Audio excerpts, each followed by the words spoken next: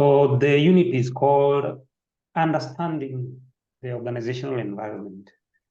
When we look at organizations today, they operate in an environment that helps them to ensure that they are competitive when it comes to the business operations. So for businesses to survive, they must be able to understand what is happening in the environment around them. And that is why when you look at companies that are doing good, they have been able to tap on the issue of the environment.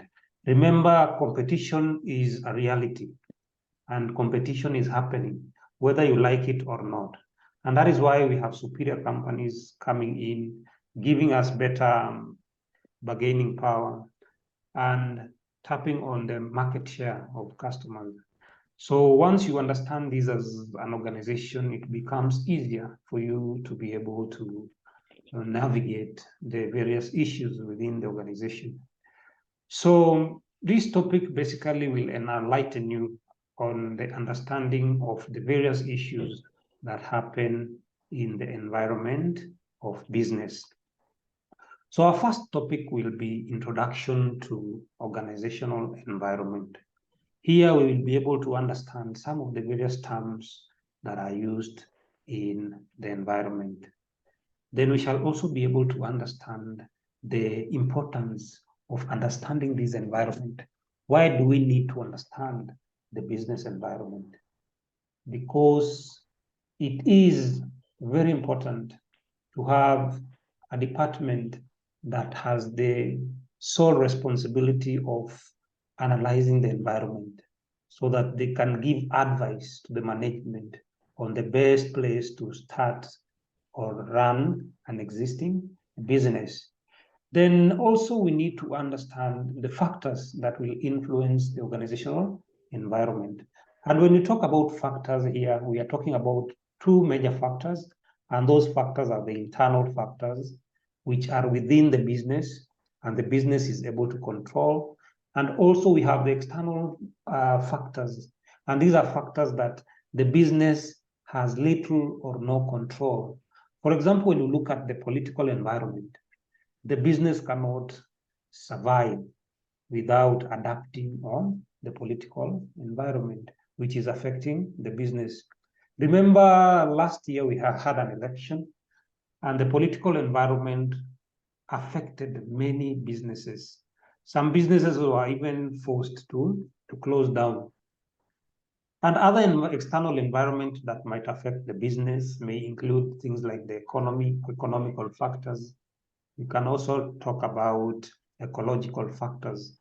For example, issues of the pandemic in 2020 that affected how businesses operated. Then the second chapter will be the foundation of organizational environment. And here we will be able to understand some of the theories that have been developed over time to try and explain the business environment or the organizational environment. We also be talking about the types of organizational environment that exist. And here we can look at environments like the microenvironment, the macro environment, and how they affect the business. Then we shall also look at the dimensions of organizational environment. We shall be able to understand the dimension or the various aspects of organizational environment. Then chapter 3 will be organizational behavior.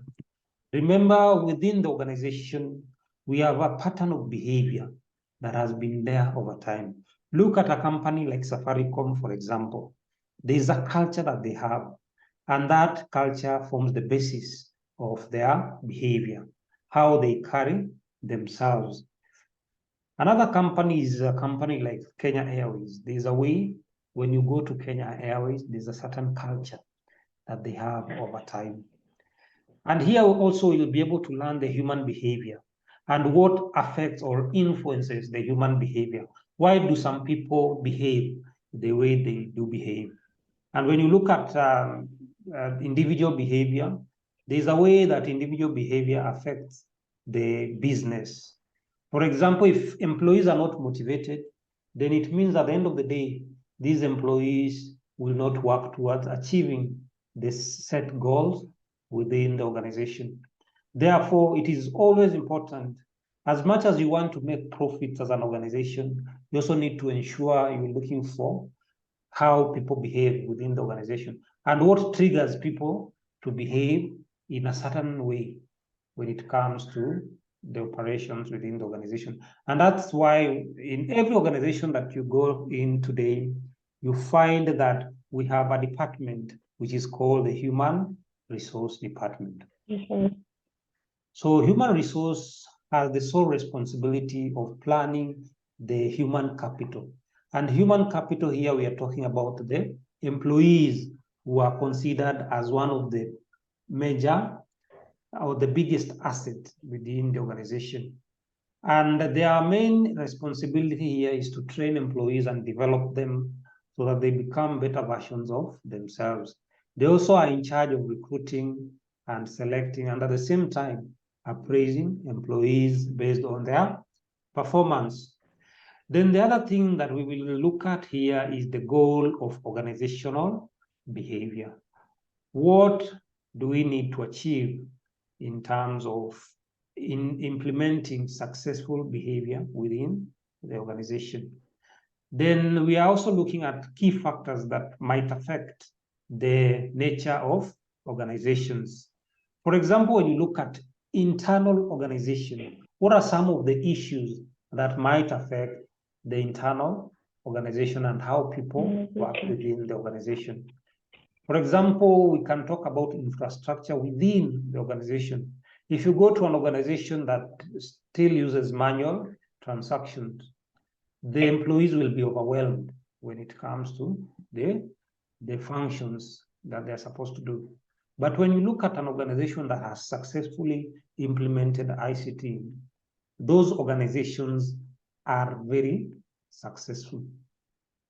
Then we shall also look at the various models of organizational behavior. Chapter 4, we will talk about the types of organization. We have different types of organization.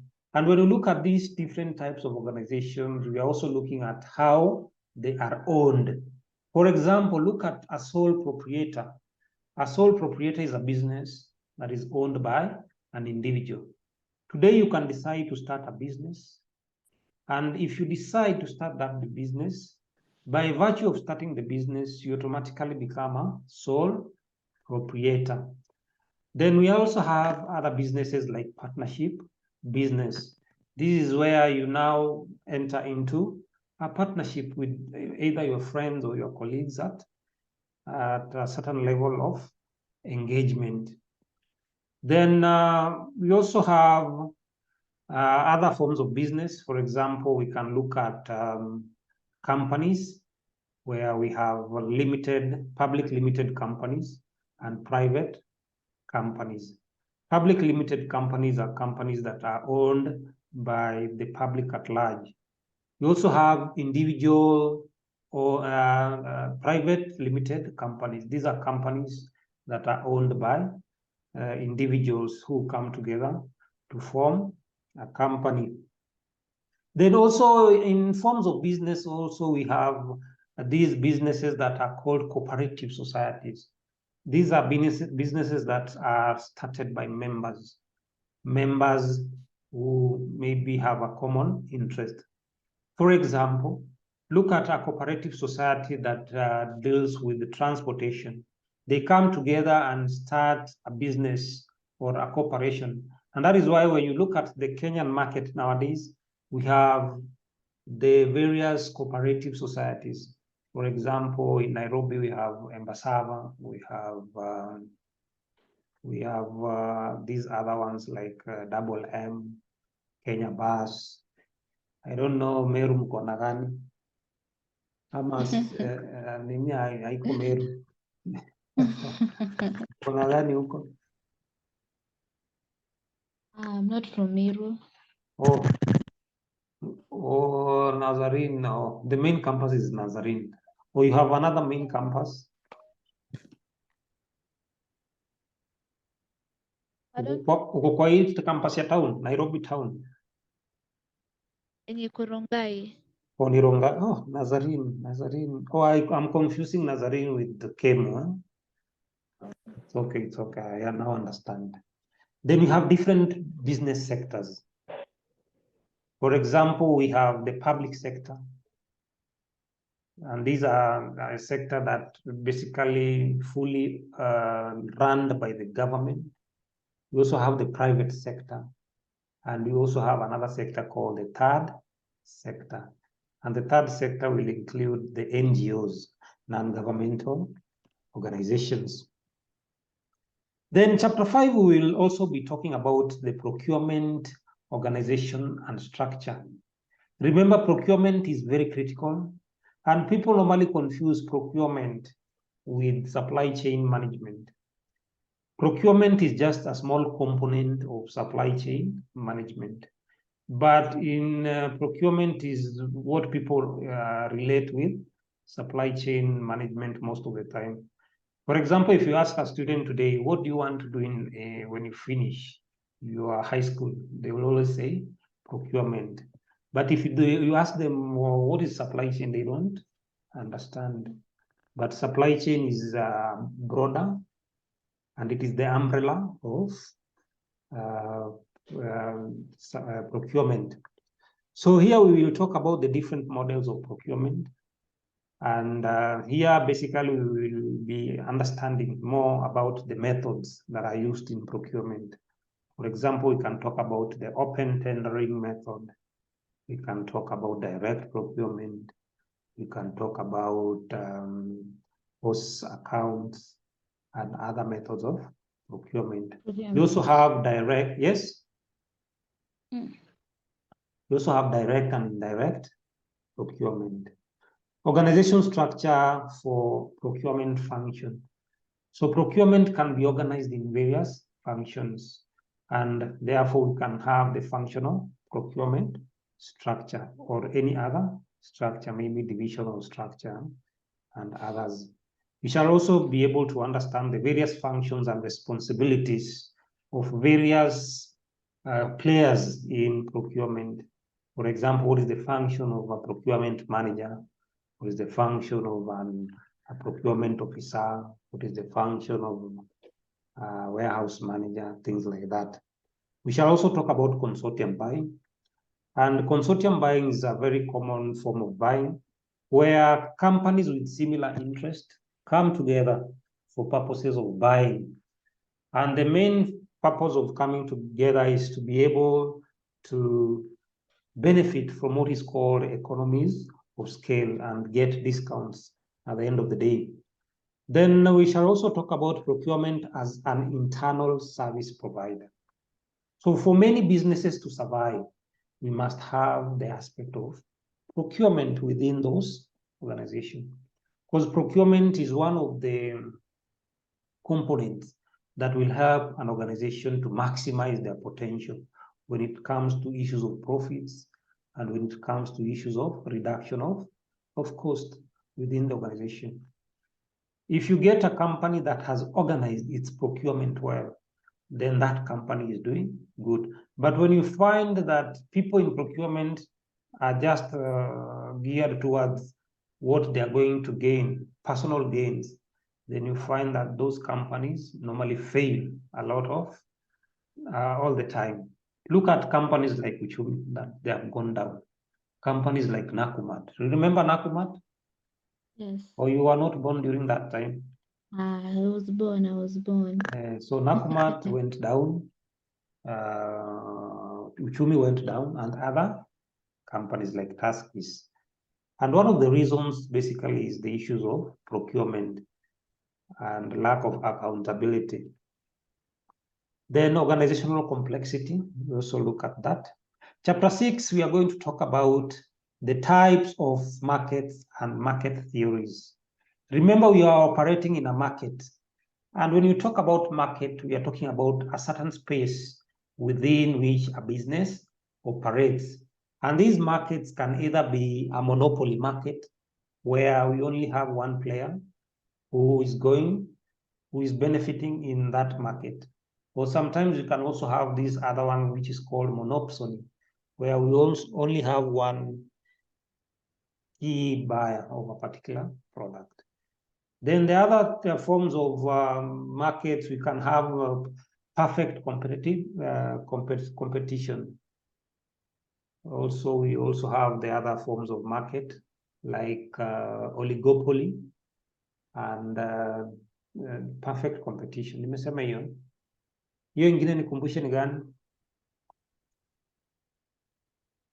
The other form of market that we have, nimesema monopoly, nimesema oligopoly, nimesema perfect competition. Gani nimesahau? Najua tu tukifika huko. Then types of market competition, we shall also talk about that, and the various theories or market theories, and the impact of market competition in procurement and supply. Chapter 7, we shall talk about stakeholder management. We shall be able to understand who is a stakeholder. And a simple definition of a stakeholder is any organization or individuals that are affected by business decisions. For example, a supplier is a key stakeholder because the decision that the organization will either make the supplier or break the supplier. For example, customers, these are stakeholders. Shareholders are stakeholders. The government is a stakeholder. So any decision that the organization will make will affect the business, whether you like it or not. And that is why we always say, when making decisions, you need to invite all the stakeholders so that they will be part and parcel of the business. Then why do we need stakeholders? We also need to understand why we need the stakeholders. Then sources of customer feedback. Remember, if you don't get feedback, then it means your business is not doing well. Either a positive feedback or a negative feedback. And we also always encourage organizations to embrace feedback because they will help improve the operations of the company. Then the other thing also, so how can we get feedback from customers? We can either send emails or do questionnaires or even do interviews so that we get the feedback of customers, which is very, very important. Or we can also have suggestion box within the organization. Then stakeholder relationship management. How then do you manage these stakeholders so that they realize your dream or the goal of the organization? Then chapter 8, we shall talk about environmental analysis. Here we are going to analyze the environment, and we have various tools that can help us analyze the environment. And one of the common tools that is there within the organization is the what we call the SWOT analysis, which is used to analyze both the internal and the external environment. We also have other tools like the PESTEL and others. The BCG model also, things like that. Then we shall also look at the dimensions of environmental analysis and the various tools that are used during environmental analysis. Then the last chapter will be the emerging issues and trends in organizational environment. Here we will understand what are some of the issues that are there that have affected how business operates. For example, the common emerging issue that has been there over time is the issue of globalization, where companies nowadays want to compete globally. And as a result, they are looking for other markets within the continent or outside the continent of Africa. Then there's also other issue of ICT, which is very common. Companies nowadays are embracing ICT as a competitive advantage so that they will be able to reach as many customers as possible. And that is why we have issues like the e-commerce, where Nowadays, you don't need to go to China physically. You can just have your laptop and go to China inside your laptop and buy something from China and bring it within hours, and that thing will be in Kenya. Then the issue of green procurement also is very common, or sustainable procurement. Nowadays, as much as companies want to produce, they produce, but they don't want to affect the environment because there has been an emphasis on sustainability of the environment. Then maybe the last emerging issues that we can also look at when we reach there is the issue of total quality management. Remember, quality is very key. It's better you give customer quality, because once you give the customer the quality, they will always refer other customers who will come to your organization, and will be able to increase your sales as an organization. Any question?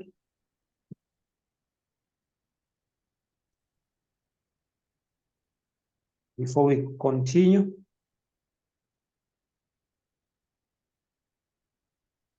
Hello, any question before we continue?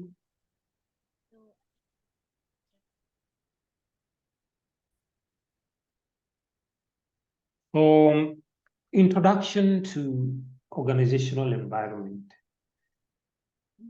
Remember, I said many businesses operate in an environment, and this environment will either make the business grow or will make the business go down.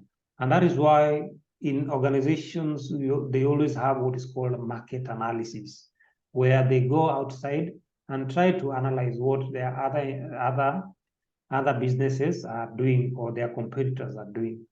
But before we dive into understanding what is the environment, we have various terms that are used, very common, when we are talking about organizational environment. And one of the terms is alienation. Alienation is the experience of being isolated from a group or an activity to which one should belong or in which one should be involved. Sometimes you might be isolated from a certain group. And if that is what happens, then we can say that you have been alienated from that group. You have been isolated or separated from that group. Then the other very important term is called ethics. And ethics are morals or principles, moral principles that govern the behavior or the conduct of an activity. Remember, in procurement, we have our own procurement ethics. And this is the moral behavior that you are supposed to do within the organization. For example, if you enter the organization, you're not supposed to steal. But what happens in organizations? People take advantage of the system and they want to steal. Therefore, ethics tries to explain the morals that one needs to have for purposes of ensuring that everything within the organization is up and running. And that is why when you go to organizations, you find that they have a code of conduct. And this is a booklet that they have that explains what you're supposed to do and what you're not supposed to do as an employee of a certain organization. Then you have executive managers. This is a team of individuals at the highest level of management of an organization. When you look at the levels of management of organization, you find that we have the highest level of management, which is normally referred to as the strategic level. Then we have the business level.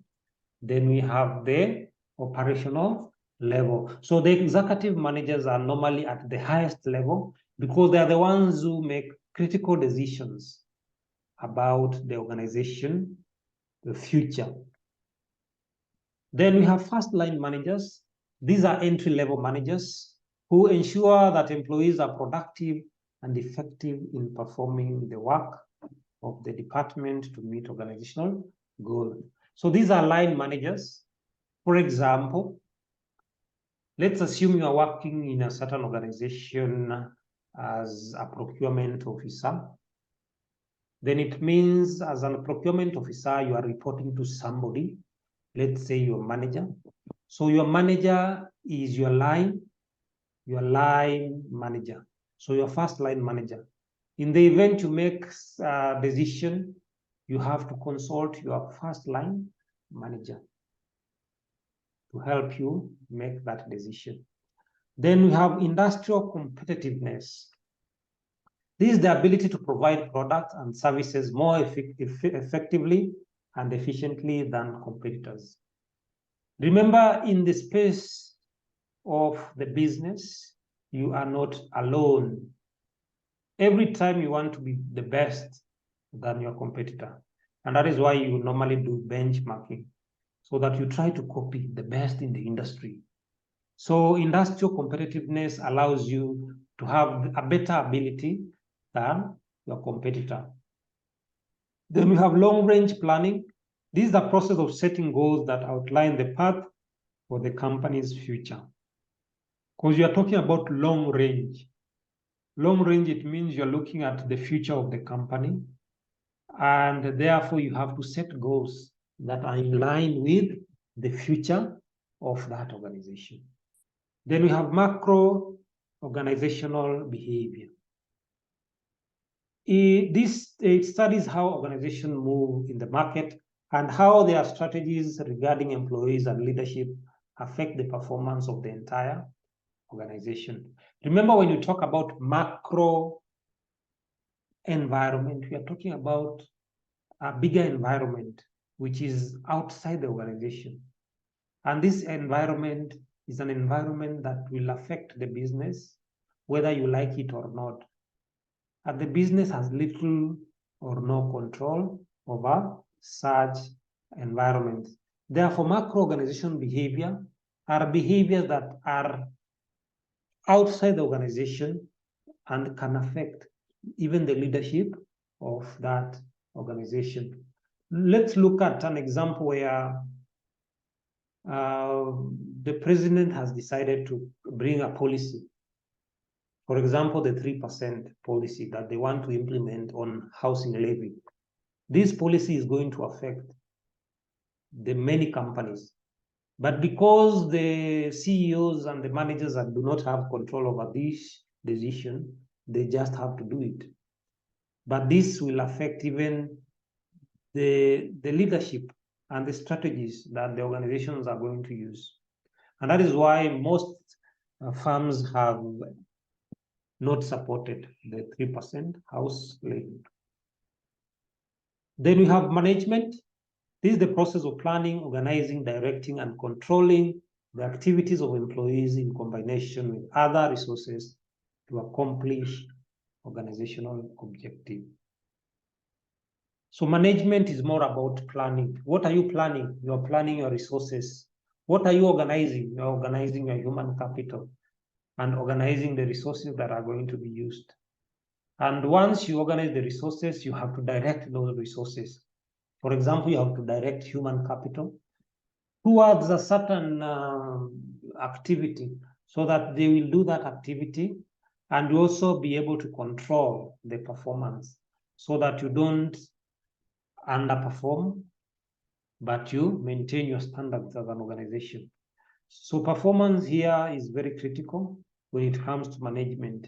And that is why they organize those resources to ensure that they are able to meet their organizational objectives. Then we have micro-organizational behavior. These are behaviors or studies which focus on individual and group dynamics within the organization.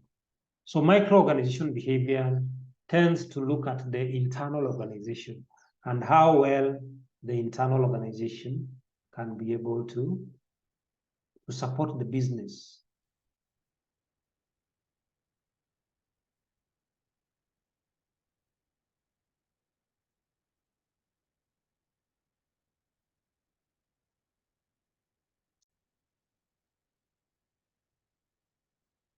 Okay, the other thing that we are going to talk about today is the issue of middle management. Remember, we talked about the top level management, you have the middle level management and the lower level management. And the middle management is the managers in an organization at a level just below that of the senior executives. Then we have organizational theory. A theory tends to explain a certain phenomena. So organization theory is the study of organization design and organization structure, relationship of organization with their external environment and the behavior of managers and workers within an organization. So theory tries to explain what happens in organizations so that you'll be able to understand the genesis of some of the behaviors within the organization. Then we have organizational behavior. This is the study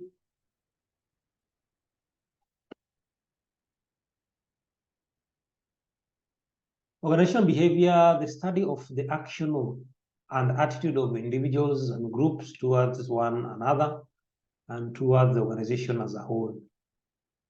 So organizational behavior is what happens within the organization that shapes the individual behavior. For example, when you look at the culture, when you look at how people do things within the organization, will affect how individuals behave. For example, if today you get an opportunity to work for Safaricom, when you go to Safaricom, there's a way you will be introduced to that culture. But when you go to another organization, you realize what is happening in this organization is very different from what is happening in this other organization. So different organizations have different cultures, which affects, just a minute, sorry for the interruption. Then the other one is organizational design. This is a formal methodology that identifies dysfunctional aspects of workflow, procedures, functional systems, and realigns them to fit the current business goal and develop plans to implement change. So design basically gives you the workflow, what you are expected to do within the organization. And it shapes many activities that helps to achieve certain things within the organization or certain goals within the organization. Then we have organizational processes. So remember, a process is a series of steps that will help you to achieve something. So organization processes, these are activities that establish the business goals of the organization and develops processes, products, and resources, assets, which when used will help achieve the business goals. For example, let me use an example of procurement. When you want to buy something in an organization, you don't just wake up and buy. There's a process that you have to follow, and this process will help you to be able to do A, B, C, and D. So that in the event we have an auditor who comes later, you'll be able to explain what happened, the trail that you used to bring that thing to use. Then we have technology. This is the application of scientific knowledge for practical purpose. So you can apply scientific knowledge. For example, the use of Microsoft or the use of systems like the e-procurement system, other systems like the Oracle, the ERP system, the material requirement planning systems, very important. Then theory is a set of principles on which the practice of an activity is based. So here we are basing a practice of an activity. Give me an example of a theory that you know.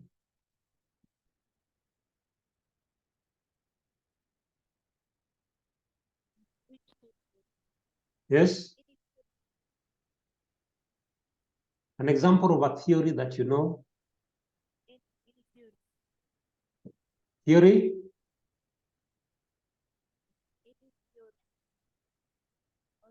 I'm not getting you, yes?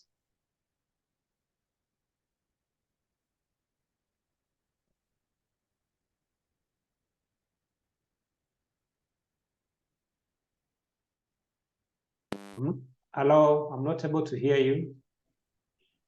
I'm asking, any theory? Any theory, yes? Any theory? There was one in geography. Theory X and theory Y. Theory X and theory Y. Hiyo umefanya kwa management. Theory X and theory Y. Ama hujafika management or bado? So there's a theory called theory X and theory Y. And it talks about the employee's attitude towards work. So basically those theories help you to understand various aspects within the organization. Then the last one is work. All activities which involve mental or physical efforts executed in order to achieve a purpose or a result. So when you are going to work, you have to achieve a certain purpose or you have to give a certain result. So the other thing we are going to look at is the importance of understanding the organization environment, the importance of understanding the organizational environment. So the environment provides resources that organization needs to create goods and services. So once you understand the organizational environment, then you as an organization, you will be able to create goods and services. And that is what controls most industries nowadays. If you don't have a product, you have a good, you have a service. And the good is anything that is tangible and can be touched. For example, when you walk into a supermarket and you buy maize flour, that maize flour is considered a good. So once you understand this environment, organizations will be able to produce superior products and products that employees will like, products that employees will relate with, and products that employees will always buy again and again, or they will always make repeated purchase of those products. Services, on the other hand, these are items, or this is something, or this is an activity that you do to another person that makes the other person feel satisfaction. For example, when you look at, when you go to a barber shop and the barber shop performs that activity to you, then you either feel satisfied or dissatisfied. The only the problem with services is that services are indifferent. You can do a service to a person and that person will dislike the service, but you do the same service to another person, then the other person likes the service. And that is why we are saying services are indifferent. So they are indifferent, or you cannot separate. What am I trying to say? What is good for me might not be good for the other person, you know? So services are relative and satisfaction is relative. So what are the factors that influence the organizational environment? The organizational environment denotes internal and external environmental factors influencing organizational activities and decision making. So when you look at organizational factors, we look at two main factors, where we have the internal factors and we have the external factors that affect the business decision making. Every organization, whether business or non-business, has its environment, which is always dynamic and ever changing. So business environment keeps on changing. What worked for you yesterday might not work for you today, or it might not work for you tomorrow. And that is why we always encourage business to be creative and innovative and coming up with new ideas every day. So the forces that drive this change in business are known as internal and external environmental factors. So these factors are forces that affect how the business is operated. So there's a table here. There's a table here, just a minute. There's a table here.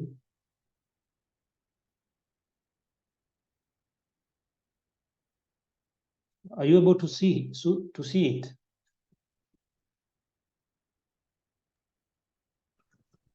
Yes.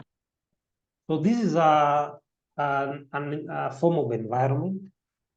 This is a form of environment where we have the inner core, which talks about the internal environment. And here we are looking at internal environment where we have the owner of the business, and the owner is the one who brings finances or capital to the business. We also have the board of directors, and these are the decision makers who make critical decisions within the organization. Then we have the employees.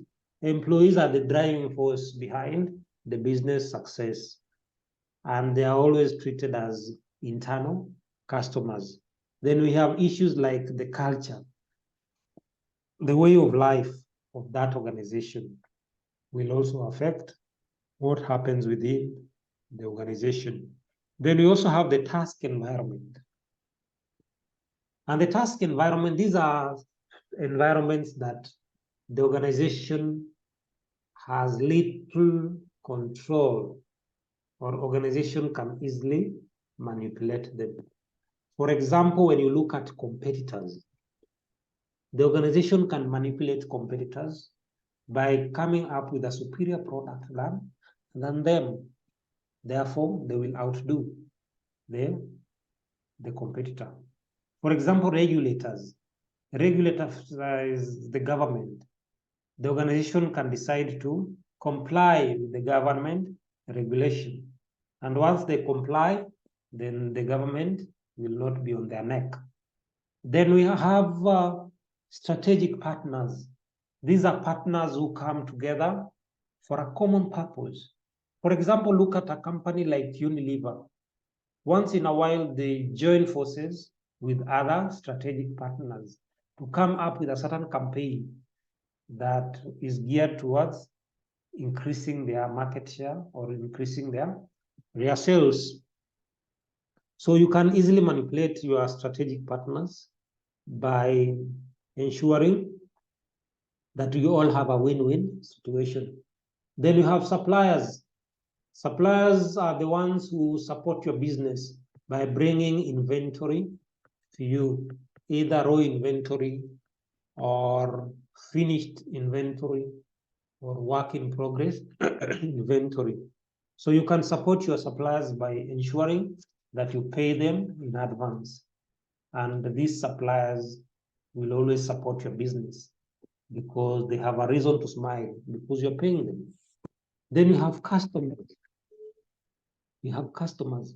Customers here can be manipulated by ensuring that customers are able to get quality products. They're able to get discounts when they come to buy. They are always getting loyalty points, and this will motivate customers to come again and again. Then the last environment here, we are talking about the general environment. And general environment here, we are looking at the macro environment or the external environment at large. And here we are looking at various factors or dimensions like the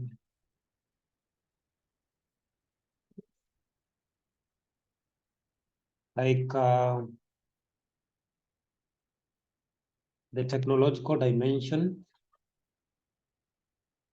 Just a minute. So we are talking about the general environment, and the general environment basically looks at the macro environment. And these are environments that sometimes are very critical when it comes to major decisions within the organization. And one of the environment here is the technological environment. Remember, we are in the era of technology, and most companies have embraced technology for purposes of ensuring that they streamline their activities, which is geared towards Vision 2030 or 2050, depending on where they want to be. And the essence of technological dimensions is for purposes of ensuring that they have a far-reaching impact when it comes to customers. They're able to reach customers from across the globe. And nowadays we have superior products when it comes to technology. And currently I was looking at the issue of ChatGPT, which is an artificial intelligence software that has been introduced. So this will become a game changer in most organizations. Then in 2020, we had some disruptions in education sector, and most companies who are in education were able to implement online learnings. So nowadays, you don't have to go to class. You just need to be in the comfort of your house, like what you are doing right now, and receiving training from your lecturers. Then the other thing is economic dimension. And here we are looking at the global economy, which has experienced greater impact. And that is why when you look at Kenya today, the dollar has really gone up to around 20 shillings up, because it used to be 120. Right now we are talking about 146. So 20 shillings up. And that is affecting the businesses. And that is why when you walk into a supermarket today in Rongai, you find that 1 kilo of sugar goes at around 220 shillings, and other products as well. So those are the economic dynamics that are affecting businesses. The global interest rates, the rate of inflation is high, and that is really affecting many people. The level of unemployment, people are not employed, and what have you. Then we also have socio-cultural dimension. Different regions, different cultures, and it affects how people interact within businesses. For example, when you go to China, there's a way they behave, there's a way they interact, and that will affect businesses. For example, also when you go to these Islamic countries, there are some foods that are not even allowed to eat, and that can affect your business. Then the other thing is political legal dimension. And here we are looking at the political environment, and you're also looking at the legal environment. And legal here, we are looking at the various regulations that are in place. And these regulations are very critical for business survival. And that is why businesses must be able to embrace or adapt or comply to some of those legal regulations. Then the political environment also, we are looking at how the political class is affecting businesses. And a typical example is in Kenya, where the political environment, where we have two parties that are fighting, and we have people who are affiliated to a certain party, then the others are affiliated to another party. And this also affects businesses and how they operate. And that is why businesses are always encouraged. For you to survive in a political environment, you are not supposed to engage or to be part of a certain political outfit, or your business will be affected. Then the other one is international dimensions, international standards. For example, what are you supposed to do in terms of international labor organizations? What are you supposed to do? So those are some of the factors that are affecting businesses. For example, the international class or the global dimension, like they are advocating for LGBTQ, and that will affect most businesses and how they operate. Any question? No. No question.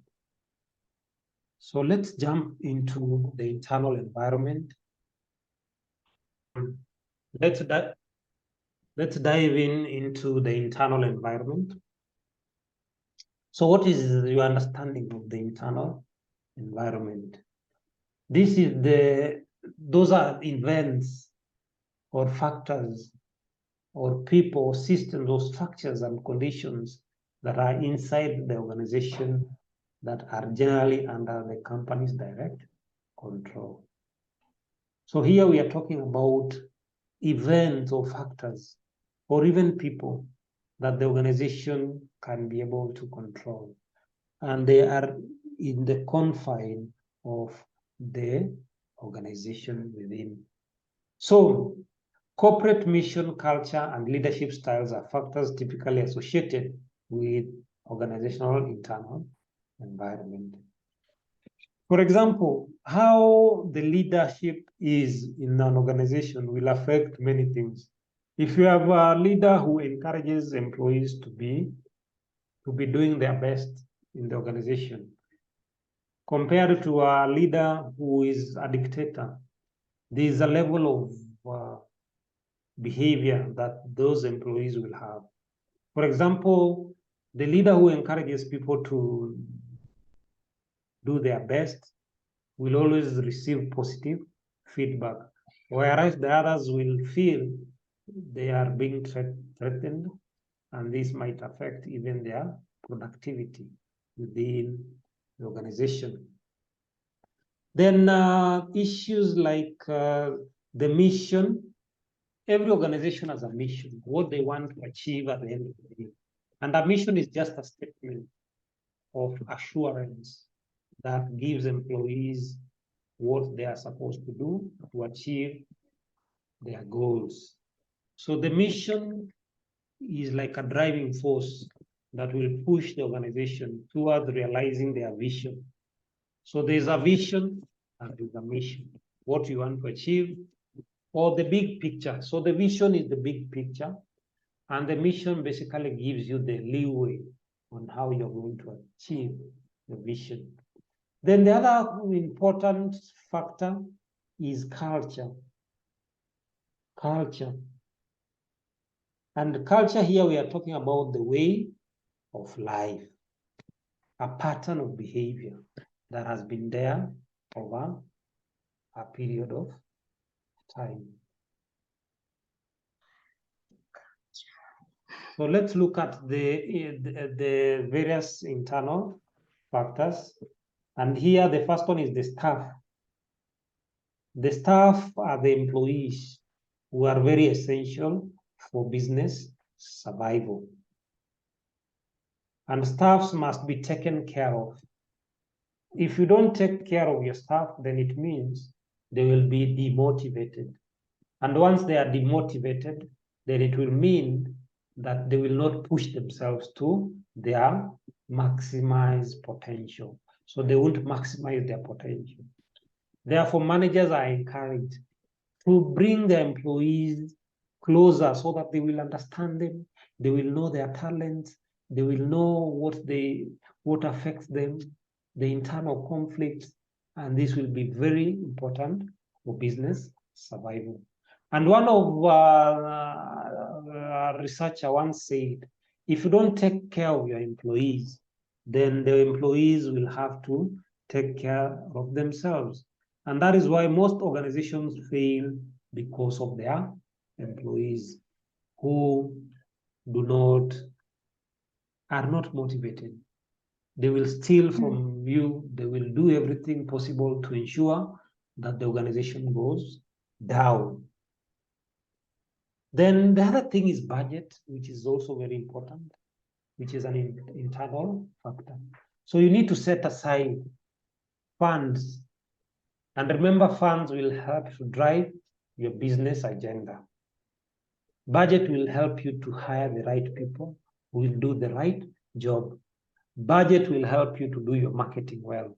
Budget will help you to do your procurement. It will help you to pay your suppliers. Therefore, if an organization does not have enough fund or sufficient fund, then the business will not grow, the business will not expand, and this will affect the business, which finally will help the business to go down gradually. Look at Tuskys, for example. They did not have funds to support their business operations. They did not have funds to pay their suppliers, to pay their employees. What finally happened to their organization? It went down. Yeah. Then we have the corporate culture. Remember, I said culture is a way of life. These are the values or the attitudes that employees have when it comes to various functionality within the organization. How do employees look at your organization? How do they value your organization? For example, if you go to government offices, there's a culture that they have. When it reaches lunchtime, they don't serve clients. And that is a very bad way of doing business. And that is why the government is not a profit-making organization. But their culture is very, very different. Look at a company like Safaricom. They have a very excellent culture, a culture of embracing their customers, a culture of embracing their employees. And this culture has led to a positive attitude of employees who are working for that organization.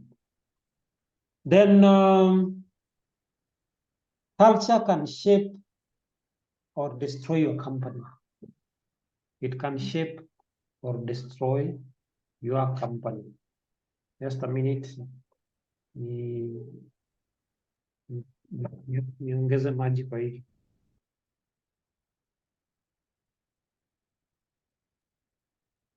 So we are talking about a culture which is a very toxic culture. If you go to an organization and you find that everybody is stealing, what happens? That culture is very toxic. You will also start stealing, and it will affect the overall profit of the organization. And this might lead even the organization to go down. Then if you go to an organization that they have a culture of teamwork, everything that they do as a team. And remember, when you are working as a team, you will be able to achieve a lot of things. Therefore, it means you will go far together when you work as a team. Then external environment. Any question? No. No question. So hope you have enjoyed the class.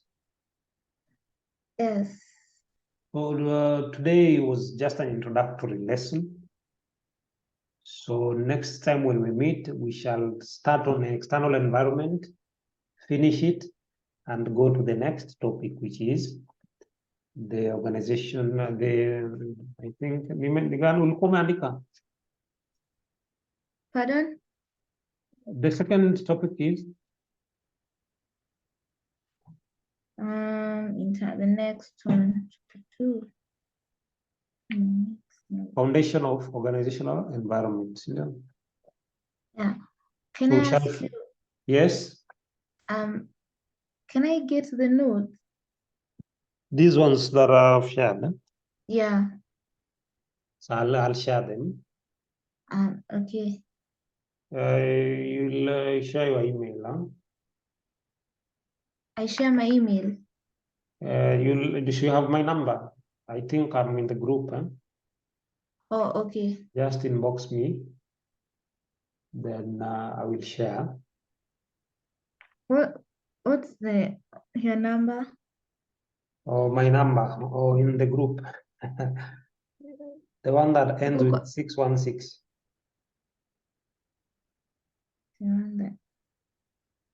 Are you able to see it? 616. Yeah, I've seen it. Yeah, that's my number.